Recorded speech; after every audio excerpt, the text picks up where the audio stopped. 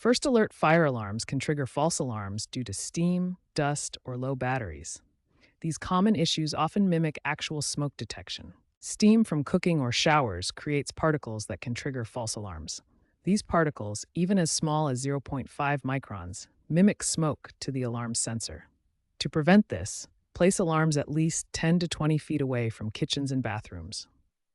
Similarly, dust particles from construction or cleaning can trigger the alarm by mimicking smoke. Clean the alarm gently using a vacuum with a soft brush attachment to remove dust without damaging the sensor.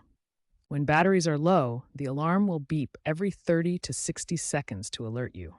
Replace them immediately with fresh alkaline batteries, either AA or 9 volts types.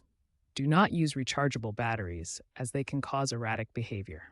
After addressing steam, dust, or battery issues, reset the alarm by holding the Test Silence button for 15 to 20 seconds. Hardwired models might need power cycling to reset properly. Test alarms monthly to ensure they work correctly. Newer First Alert models feature LED indicators and app connectivity for diagnostics and remote silencing. If false alarms persist, the sensor may be faulty or expired after 10 years. Replace the unit.